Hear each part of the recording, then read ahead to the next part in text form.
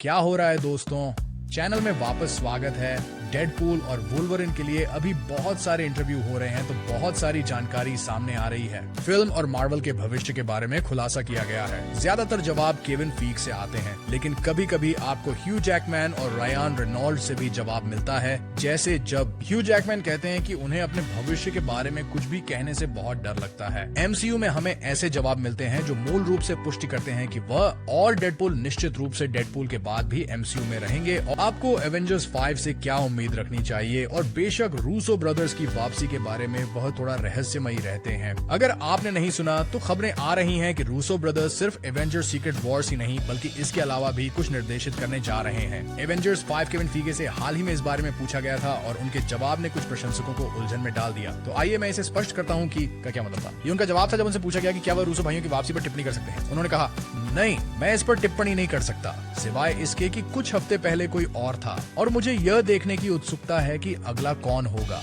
और इसी को लेकर केविन फीगे ने हमें एवेंजर्स 5 और डेडपूल पर कुछ और जानकारी दी है और वुल्वरिन। और मैं एक टाइमलाइन बनाना चाहता हूं कि कैसे डेडपूल और वुल्वरिन कर सकते हैं। एवेंजर्स 5 और एवेंजर्स सीक्रेट वॉर्स में इसे डालेंगे और मूल रूप से एमसीयू को बदल देंगे। गिज़मोडो ने इसे एक नए लेख में रिपोर्ट किया है। अगर एवेंजर्स इन्फिनिटी वॉर 9 है और एवेंजर्स एंड गेम 10 है, मार्वल स्टूडियोज के अध्यक्ष केविन फीगे IO9 को बताते हैं कि वुल्वरिन में डेडपूल एक ए है, प्रभावशाली होने के मामले में दर मार्वल सिनेमैटिक यूनिवर्स के भविष्य पर होगा। वे कहते हैं इसका मतलब है कि बहुत अच्छा मौका है कि अगले हफ्ते थिएटर में जो कुछ भी होता है, बात हो रही है डेडपूल और वुल्वरिन रिलीज के बारे में, वह एवेंजर्स 5 और 6 में जारी रहेगी, जो कि साल 2026 और 2027 में आ रहा है। तो मार्वल स्टूडियोज के अध्यक्ष केविन फीगे ने यहीं पर पुष्टि की, डेडपूल और वुल्वरिन बड़े होंगे। मूवी और हमें ये पता था क्योंकि हमें TVA के शामिल होने का पता था, हमें समय यात्रा के बारे में पता था, हमें मल्टीवर्स होपिंग के बारे में पता था। पर सबसे महत्वपूर्ण बात यह है कि वैसे मुझे लगता है कि एक्समैन मुख्य एमसीयू की पवित्र टाइमलाइन में डेडपूल और वुल्वरिन के माध्यम से प्रवेश करेंगे। वुल्वरिन,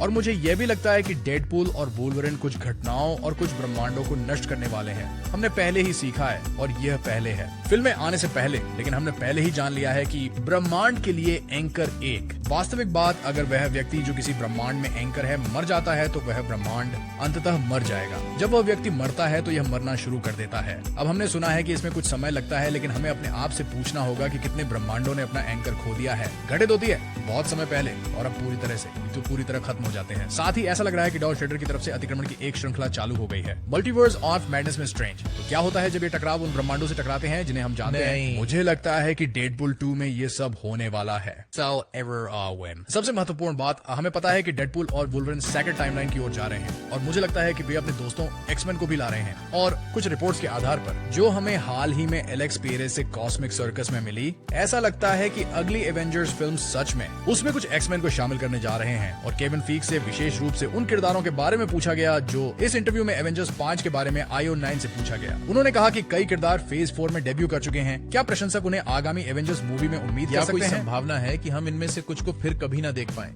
और केविन फीग ने यह कहा, मैं इस तरह से बिल्कुल नहीं बोलता।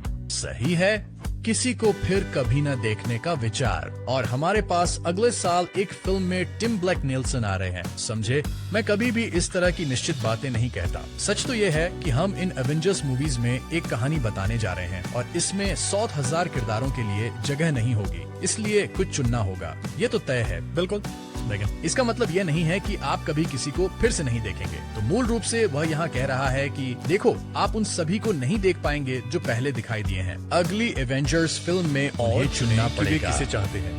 डेडलाइन ने यह भी रिपोर्ट किया कि इसमें से अधिक अगले एवेंजर्स फिल्म में 60 किरदार होंगे और हमने कुछ दिनों पहले इसके बारे में बात की थी, लेकिन मुझे लगता है कि कुछ एक्समैन उनके बीच शामिल होंगे। चरित्र, क्योंकि हम जानते हैं कि एक्समैन वापस आने वाले हैं पुराने फॉक्स एक्समैन डेड में वुल्वरिन को खींचना। दरअसल वुल्वरिन, और हमें जो अंतिम ट्रेलर कल मिला उसमें स्कॉट का नाम भी उल्लेख था, स्टॉर्म नाम लेकर, और अलविदा जानवर। तो आपके पास यह बड़ा एहसास है कि वे अंत में दिखाई देंगे। निश्चित रूप से वे विविधताओं में होंगे, लेकिन यीशु वुल्वरिन उनके साथ फिर से मिलकर एक तरह से प्रायश्चित करेगा। और हाँ, हमें उस दूसरे ब्रह्मांड का भी जिक्र करना है जिससे हम फिल्म के अंत में मिले थे। अद्भुत, ये एक और एक्समैन है ब्रह्मांड तो केविन फीगे ने बात की कि डेडपूल और वुल्वरिन का एमसीयू पर बहुत बड़ा असर कैसे होगा, ये कहते हुए कि प्रभाव 10 में से 8 होगा। क्योंकि हम मल्टीवर्स सागा में हैं, एक बार फिर हमें मूल रूप से पता है कि क्या होने वाला है। मल्टीवर्स समावेश के माध्यम से प्रभावित होगा घटनाओं में, और डेडपूल और वुल्वरिन को पवित्र समय रेखा पर भेजा जाएगा, संभवतः उनकी कुछ विशेषज्ञता के साथ खर्च के दोस्त।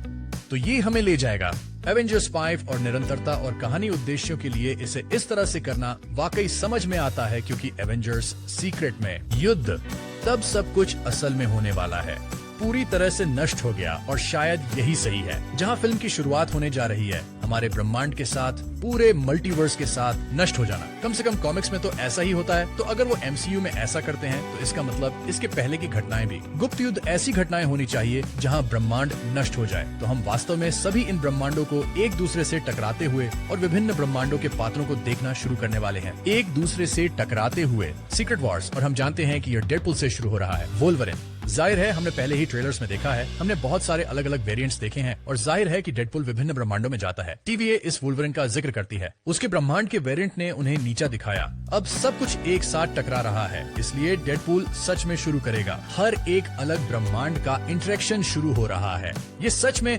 बहुत बड़ी बात है, एमसीयू के लिए महत्वपूर्ण बिंदु। अभी जैसे सब कुछ बस सच में होने वाला है। हाँ, उन्होंने हमें तंग किया। लोकी और लोकी सीजन 2 में मल्टीवर्सल पहलुओं के साथ, और हाँ, लोकी ने मूल रूप से सभी को बचा लिया मल्टीवर्स। लेकिन हमने वास्तव में नहीं देखा कि यह सभी को कैसे प्रभावित करता है। हर कोई, यहाँ तक कि डॉक्टर स्ट्रेंज और in the multiverse of madness में भी तो बहुत अलग थलग था कहानी।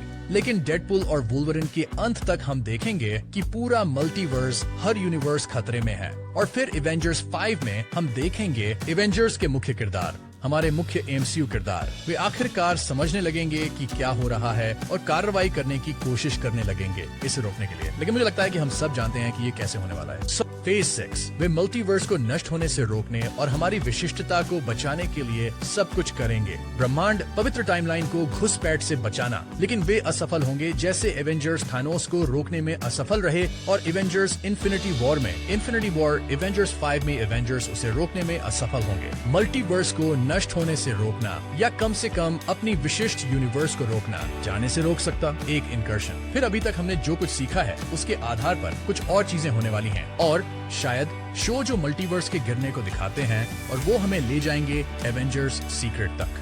युद्ध जहां खलनायक जो भी हो, फिर से हमें नहीं पता। उम्मीद है कि हमें एक अपडेट मिलेगा केविन फीगे द्वारा सैन डिएगो कॉमिक कॉन में 8। लेकिन जो भी खलनायक होगा, फिर एवेंजर्स को उसे हराना होगा और उसे उलटने का तरीका खोजना होगा। मल्टीवर्स नष्ट हो रहा है, और यही मूल रूप से कॉमिक्स में होता है। थोड़ी मदद से रीड रिचर्ड्स मल्टीवर्स को बहाल करने में कामयाब हो जाते हैं। लगभग, पूरी तरह से नहीं, लेकिन लगभग वैसा ही जैसा था। लेकिन कहा जा रहा है कि एवेंजर्स सीक्रेट वॉर्स के बाद हम एक सॉफ्ट रिब्यूट से गुजरने वाले हैं, इसलिए कौन जानता है कि वह पुनर्स्थापना कैसी दिखती है। लेकिन इसके बारे में सोचना बहुत रोमांचक है, और ये भी बहुत रोमांचक है कि एक हफ्ते से भी कम समय में हम डेडपूल और वुल्वरिन को देख सकते हैं, और देख सकते हैं कि इसका कितना प्रभाव होगा। डीएमजी के बाद कुछ दिनों बाद हमें San Diego Comic Con Hall H मिल जाता है। अभी ये बस ऐसा है, एक अविश्वसनीय रूप से रोमांचक समय है। कृपया मुझे अपनी राय दें और टिप्पणियों में बताएं कि आप कितने उत्साहित हैं।